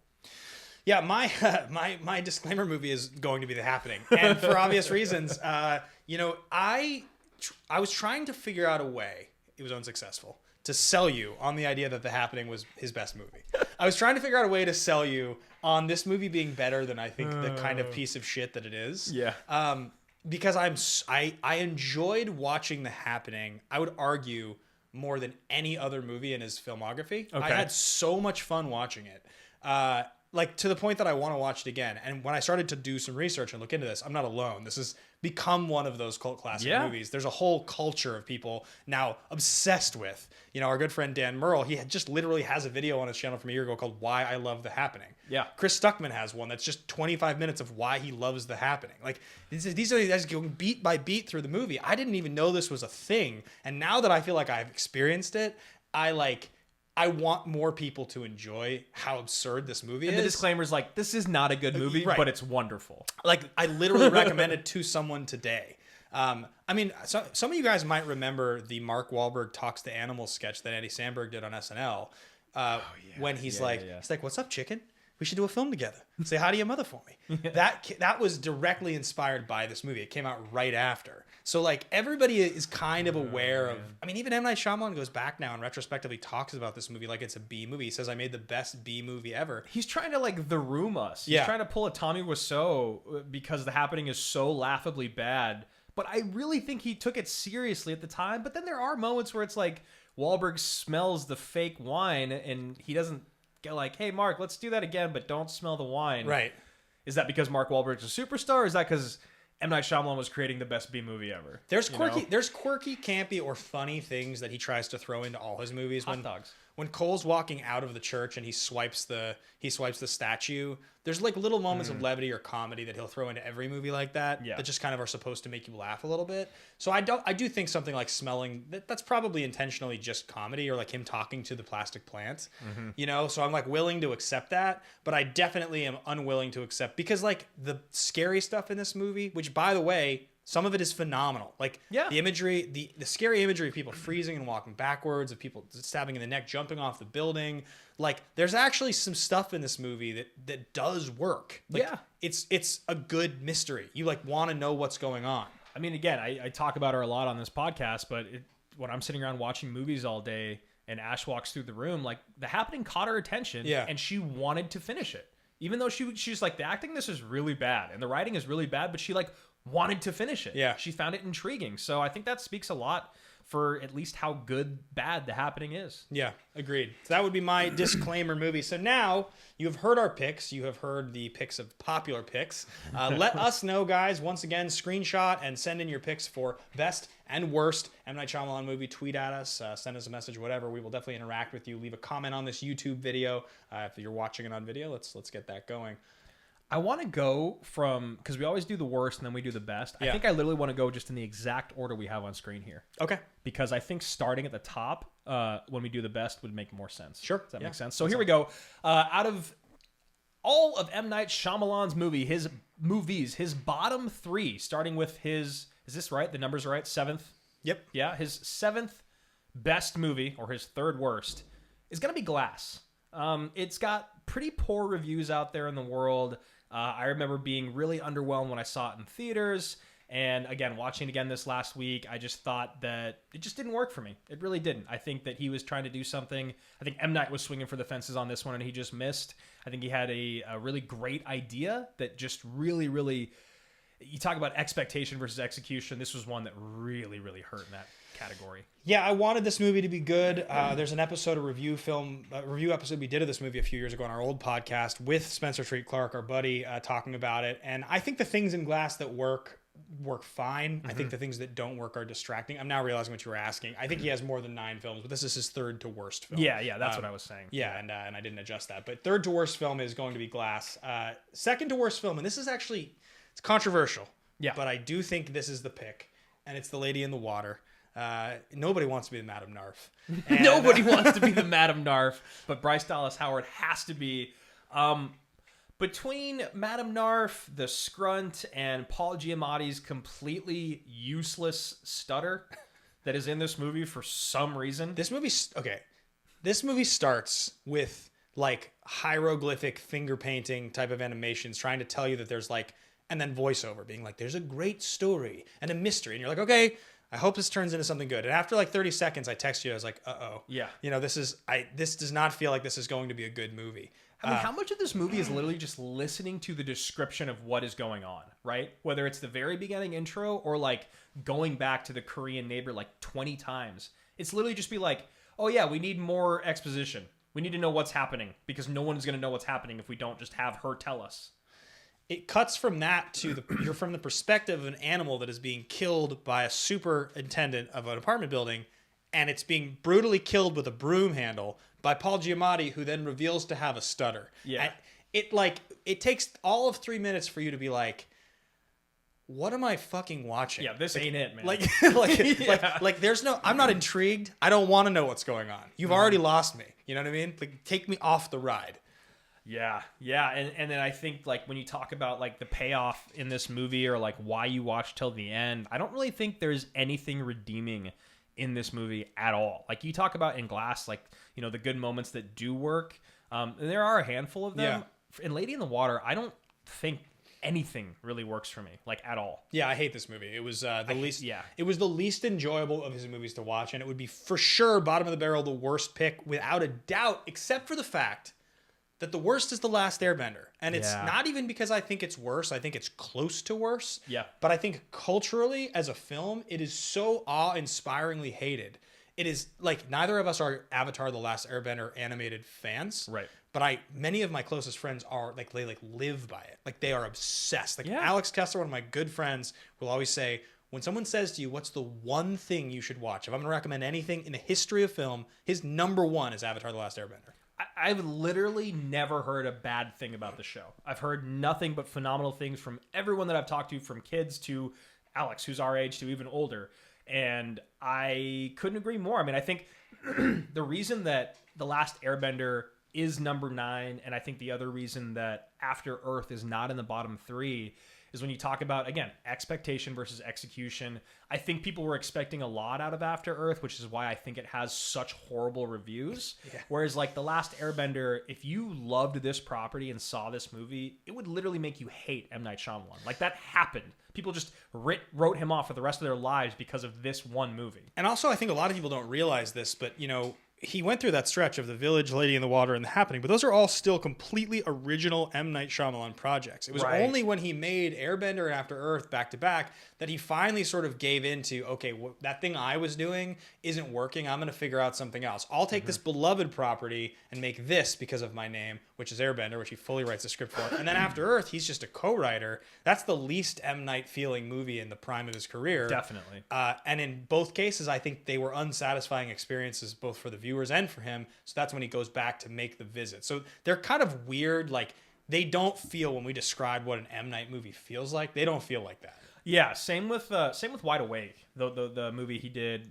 When was that? 92 or no? Like 98, I think. Yeah. Right and like he that movie, like we said before, he did write and direct it, but it doesn't really feel like an M. Night movie either.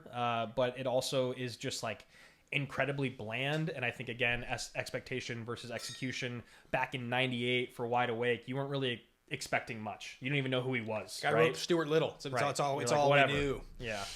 So those are our bottom 3: Glass, Lady in the Water, and The Last Airbender. Now to go into our top 3 here, we're actually going to start at number 1 because I think it's the least surprising pick. Yeah. I don't think there's any way that you can argue that there's a better movie in his filmography than The Happening. Than The Happening. With whom? Because this is it, right? Like, if we were gonna do the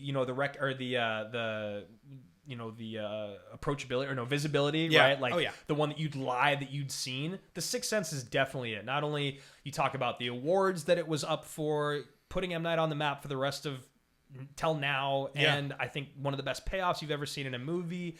It's just solid all the way from beginning to end, and it does so much more than just that. It's a legitimately great movie. It's able to live in a world where you don't watch a movie and you're like, this is gimmicky. It's funny because it doesn't feel like a gimmick. It doesn't feel like an M. Night twist. It's like the original twist. It just feels like a great movie twist. Like it's as good of a twist as like Fight Club. It like feels similar because you're not expecting it at all. Whereas in the rest of his movies, you're waiting for that reveal. Yeah. This one, you had no idea anything was coming. And, you talk about the supporting performances in this movie, and Donnie Wahlberg is so creepy in the beginning of this. Creepy, so, I think hands down, without a doubt, Sixth Sense is the best movie for M. Night in regards to his career, what it did for him, and I think from a viewing standpoint. So moving down to the number 2 movie, I also don't think this is much of a surprise. I bet it's probably not number 2 on everyone's list. Yeah. But it does feel like this has to be in the top 3. For sure. Number 2 is going to be Split. And, there's only about 5 M. Night movies that I think really get talked about in the, like, this is a good movie conversation. Yeah. But I do think that Split is universally liked. I think it's interesting what it does. I think, obviously, it has this one great performance. And then I think the fact that it so seamlessly weaves into the trilogy that it's a part of. Yeah. And it feels like it fits. It's almost like I wish that we'd never gotten Glass. Like I wish that Same. I wish we'd never gotten it, even though once this movie comes out, I would have wanted Glass. I was just going to say the exact same. I remember getting the reveal and being like, oh, that's cool. Yeah. The next one will be great. But then obviously now after it's come out and I didn't like it, but it could have just been great. Yeah. Split's a pretty well-liked movie. One thing that I think before we get into our final pick here that is really interesting about him as a director that I don't think gets talked about anywhere near as much as it should is like, he's a horror director. Primarily, he's a horror director. Yeah. He bridges into other genres, thriller, and in some cases, obviously, like, fantastical adventure with Airbender. But, like, for the most part, he is most famous for making horror films with disturbing imagery. And he's extremely bankable, and he's extremely popular. I don't really like horror movies by and large. I don't go out of my way to watch them, but I watch his. I think a lot of people are like that with M. Night Shyamalan. He has a brand that is ultimately super approachable for people, Yeah, I think so. And I think it's because his horror is it's not really grotesque. No. And it's not too it doesn't mess with you. It's not too scary, right? There's certain movies out there that you watch, you're like, oh my God, that's the scariest thing I've ever seen. I don't want to watch that movie again, or maybe like 1 or 2 more times in my life. Whereas like M. Night, you're like, I kind of want to be creeped out, but I still want to be able to go to sleep, and like maybe I'll laugh a little bit. Like that's what you expect out of him. I just think he's incredibly approachable for someone that makes a genre that is usually kind of shied away from. Well, I think also like that was the entire advertising campaign behind The Happening. It was his first R-rated movie, which ultimately when you look back at it is like the only things that make that movie are like neck stab or like guy getting his arms torn off on video for a second, which is just like so completely unnecessary. It didn't need to be R. It could have just been PG-13. They could have cleaned up some of the scenes and some of the blood, and I think that movie would have been like a lot more successful than it was. Because I think with Split, I texted you this, like there's the stuff with Dennis that is creepy, like pedophile stuff, that never actually gets to a place where this movie needs to be anything more than PG-13. Yeah. I mean, it never needs to be, unless PLD confirmed for me this is not R, and I'm just wrong. No, it's PG-13. Yeah, but it never gets to that place, and I think that's but Dennis is creepy. Dennis is really creepy. I mean, and you feel and the beast is scary at the end. You feel creeped out for the girls, and there's some violence, but it's really just suggested. Yeah, well, and then he like eats, and then you do get those flashes like at the end of the movie where he's like eating them, and like their stomachs and stuff, and you see it really quick. He gives you that quick flash of horror that he's really good at doing. Exactly. Split feels like in the same way that Sixth Sense was like M. Night firing on all cylinders. He got all the things working the way that he needed them to. The script is there, the actors are there, and it just came out at the right time. Like it's just a good movie all the way through and through. So I want to give one honorable mention before we get to our number 3 here, because it's a movie that actually has not come up a single time today, which is shocking to me. We talked about it maybe once. Yeah. Talking about Signs? Yeah. Yeah. And I would have argued going into this episode, like before we did the rewatch, if I asked you gun to your head, what's your favorite M. Night movie, you would have told me Signs. I feel like it's the movie you like the most. I like Signs a lot. I definitely think that, like, I'm a person that really loves Signs in the Village. Yeah. Like, they came out at the right time for me.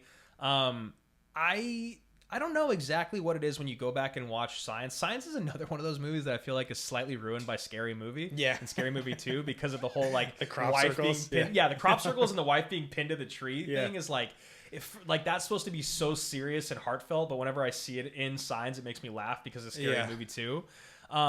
I don't know. I mean, you talk about, like, Abigail Breslin does a great job. The boys, whose name is escaping me, does a good job. Joaquin Phoenix is in great. it. He's Yeah. always great. And I think Mel Gibson does exactly what he's asked. I think the movie's creepy. Maybe it is just like the aliens not being super awesome. Or, Yeah. I'm not sure. I mean, the whole hand under the door, there's a lot about that movie that's really, really good. It feels like it is just outside of that top tier, though. I think the stuff that works the best for me in that movie is when they weave in real, genuine emotional moments in the moments of supernatural terror. Yeah. The relationship between Breslin and Gibson, like towards the end of the movie where like they're having the breakthroughs about the mom and all that. Yeah. Those moments are really effective for me. They're emotional moments. Also, Mel trying everything at the dinner table and being crazy Mel is great. I totally like it. I just wanted to give it a little bit of love because we haven't really gotten to talk about it today. Yeah, it really does feel like one of those movies, you know, when we cover full filmographies of a said director or actor that's just kind of like right in the middle of the road. Yeah. That I definitely would watch again, but it's just not going to make our top 3. Yeah, so our final movie, our number 3 best movie, and maybe you guys could feel this coming, but I think we were both a little surprised by the pick. It's The Visit. It is The Visit. I mean, I think like you were saying, the other movies that came directly into contention with The Visit was Unbreakable and Signs. Yeah. And I think the most important thing for us when we kind of decided what it was first of all, The Visit does exactly what it's supposed to. It's clean and tight. It's an hour and a half. It's creepy. It never goes too crazy. It's grounded in reality. And I think the reason why it ended up being our number 3 as opposed to Unbreakable or Signs is this movie actually brought M. Night back from the dead. It really did. Yeah. It was The Visit that gave him the opportunity to make Split, because both those movies made a lot of money, you know, especially for how much they cost. The Visit's the crazy one. I mean, when I was looking up his numbers, this was the one that really blew me away. Yeah. Because a found footage horror movie from a guy who at this point, in my mind, was dead as He was director. a bomb, yeah. He made this movie for $5 million with no actors that anybody here was paying attention to. And this movie made $95 million worldwide. $95 million for this movie with no star. It's a 20x investment. That's right? crazy. It's absolutely nuts. And that, I think, is when people are like, oh, right, this guy. Yeah. There's a reason why we all care about M. Night Shyamalan. This movie is exactly what it is supposed to be. It is a scary movie about kids going to visit their grandparents who don't seem to be who they say they are. That's it. There's nothing crazy or fantastic that happens. There's like a small twist in it that doesn't really matter. It's just totally by the numbers, which I think is why it's forgotten. But I think that because it is so forgotten, that's why it's our number 3. Because I think you and myself, for all the reasons we loved some of his other movies for kind of laughing at them, I think we love The Visit because it was just like shockingly good. So I got one last question for you. I'm going to throw a curveball at you because Okay. I've been thinking about this a little bit. We do this show now, and obviously, you know, we go an hour and a half. We cover a lot of ground. We talk about a lot of movies. And I know because I have a couple friends and family now who are listening to the show, they're kind of like, I can't keep up. I can't watch 15 movies to listen to the show, right? We can't hardly keep up. Yeah. So if you were going to tell someone, hey, 3 movies that you should definitely watch if you want to appreciate the good and the bad of M. Night Shyamalan, what are the 3? The 3 to appreciate the good and the bad. They could just be the M. Night good if you Shyamalan. want. Like, what do you think someone should watch if they want to have a clear picture of his movies? Well, definitely The Sixth Sense. Yep, agreed. I think is 100% in there. I might go The Sixth Sense, The Village, and The Happening. Yeah, okay. Because I think that covers all the bases. You get the really bad performances in there. You get the supernatural. You get The Village is like the twist later on down the road that's a little different. And The Sixth Sense is the OG.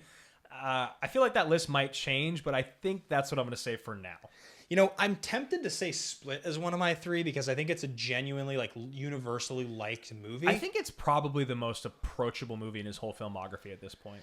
I'm actually going to say The Sixth Sense, Signs, and The Happening. Okay. And I think the reason it's because I feel like you don't get as clear of a picture of who M. Night Shyamalan was in his heyday until you watch Signs. Okay. And it's because I think The Sixth Sense is such a good, cohesive Oscar movie, whereas like Signs is like the blockbuster version of M. Night Shyamalan. Yeah. It's like the peak of his powers with a huge star, making a movie that's like more of a blockbuster than it is a great movie, but it's inherently watchable. Yeah. You're kind of getting him like in that moment at his, the quality and then the most bankable. And then I think it's happening because it shows the clear other side.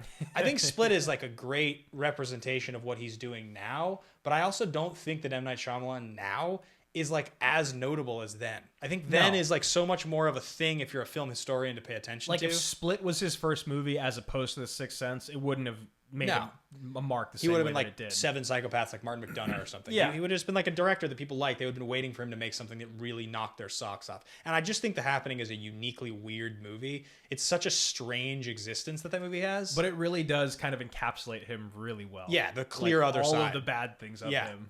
So our top 3, Sixth Sense, Split, and The Visit. Our bottom 3, Glass, The Lady in the Water, and the worst of the worst, The Last Airbender. Let us know what you guys think about our top 3 and our bottom 3 here on the best and the worst of M. Night Shyamalan. Does it line up with your list? Are we completely off? Did we give way too much love to The Visit? Let us know. Is The Sixth Sense overrated? Those are all great conversations for you to have with us, whether it's down below in the comments or on Twitter. Last thing that we like to do at the end of the show, what's left for said category? And obviously today it's M. Night Shyamalan. What's left for him? Well, I think the first thing I would say is I don't think he's ever going to be acclaimed like he thought he was going to be at the beginning of his career. I think one of the things about M. Night Shyamalan that I find the most deplorable, I don't even know what the correct word is. I think he has an ego about himself and the work he does. Yeah. That it shows in his work to the point that I think he got a little lucky with people really getting fooled with Sixth Sense in the fact that he was a brilliant artist. I think he's brilliant at what he does. I mean, there's no denying that he has talent, but I don't think that he is the best picture, best director type. I think he's a B movie guy. And I will say, by the way, I just remembered this. I can't believe I forgot. I actually interviewed him a few years ago for Glass. And he was wonderful. He was great. I really liked him. He was super great to talk to. I've heard he's a great dude to work with. I've heard being on his sets is like really unlike anything else. And he's like, it's just like a lot of fun. I don't think he'll ever win an Oscar. No. I really don't. I think if he were ever going to win an Oscar, it would have to be for best original, not best adapted, but best original screenplay. And he would have to just do The Sixth Sense again. And it would have to be something completely original, unique, new, and we would have to, like, he would have to set up a movie and spend the whole time making us think there isn't a twist and then blowing our minds with the twist at the end. That's like almost the only way I think he could actually accomplish what he did originally and then some. I think the other way I could see him winning an Oscar, I agree, it's just for screenplay, and I could see it being a situation where there was a biopic about a really dark, say a biopic too, about a really dark character, maybe a murderer or like somebody like that, and he co-writes a screenplay that is the true story of someone horrible in like a fantastical scenario, and the movie gets a bunch of buzz with a big actor and a great director. But he directs his own movies, so I don't think that's going to happen. I mean, he did write Devil, I believe, in 2010. Yeah, he produced that as well, and he wrote it. I think that if M. Night Shyamalan were to team up with a phenomenal writer, like, I don't know, just off the top of my head, let's say it's like Taylor Sheridan or something. Something just so radically different than him. And that person was able to write the dialogue of his great story. I could see him and them maybe winning something big. I could even see them doing Best Picture. Like if it was something like that. But I don't think him on his own, I don't think M. Night Shyamalan solely will ever win an Oscar, because I think the best that he ever had to offer has already come and passed, and I think that he will make other good movies. Speaking of, there's 2 movies coming up from him, Knock at the Cabin with Dave Bautista. There's nothing really announced about that yet. And then the other one, Labor of Love, it's about like a recently widowed man or widower. Is that sure? Yeah. And he's like walking across the country to whatever. So I don't know.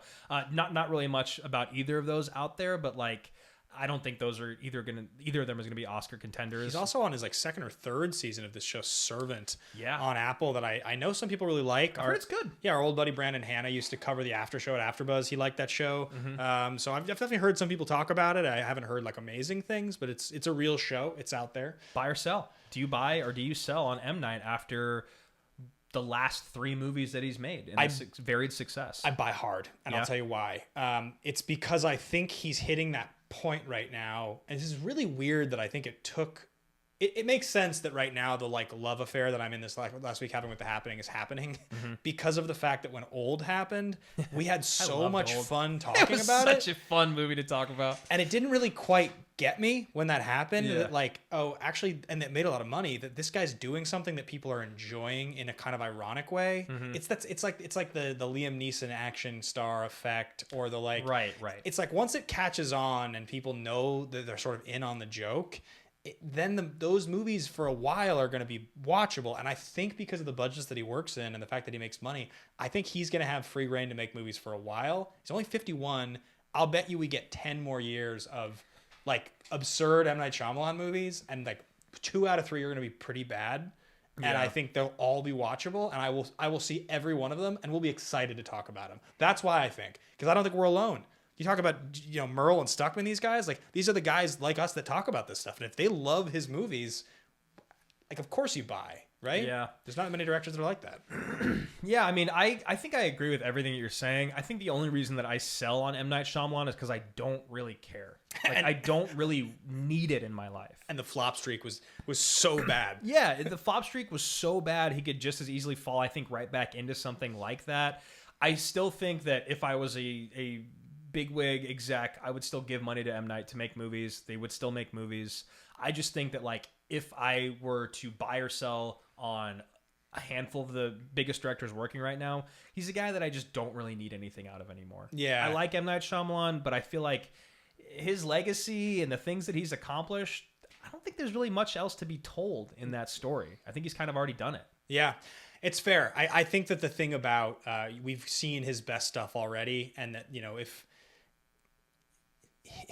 I wouldn't be interested in watching flops from him in the same way now. There's too much content. Yeah. There's just too much content. The quality of the bad ones, like having to watch the bad stuff for this show was horrible. It was awful. And didn't we watch Old as a screener? Didn't we get it sent to us, right? So that was the other thing, is we didn't go out of our way to watch that movie. It was sent to us by the production company. So that's going to do it for us here and the best and the worst of M. Night Shyamalan. Remember, next week, guys, we're going to do the best and the worst of Middle Earth. It's going to be an absolute blast. I'm really, really excited about that. And as we were talking about earlier on the episode, you can be involved. Patreon.com/Team Action. Captains and generals are able to send in a 1-minute audio clip of them. Or if you don't want to do that, you can just write an email to us. We'll read it aloud on air, kind of talking about your thoughts of the best and the worst of Middle Earth. We'd love to hear those live and respond to them. And like Ben said, they may even sway our opinions of where a movie is ranked. Yep, absolutely, guys. So thanks for watching. Thanks for listening. And we are going to read a list of generals who support what we do. It's a big time thank you. Patreon.com/Team Action. You guys rule. We will see you on next week's episode. Bye. Call sign Kilmer, Quiz Show, Demon King, Public Enemy #1, Kaiju, ACP, Robin, Kimura, Moses, Galactus, Bartab, Party J, The Gray, 24601. Call sign #Ladies Night, JFTV, Wonderland, Quinn, Brosnan, Desperado, Jerry, The Slap, The Rock, Entrapment, Stamos, Dante's Peak, Top Gun, and Gundam. Big time salute to all of you guys. Big time salute. Sign up on Patreon if you want to get yourself a custom. All right, guys, we'll see you next week on the best and the worst of M. Night Shyamalan. Take care.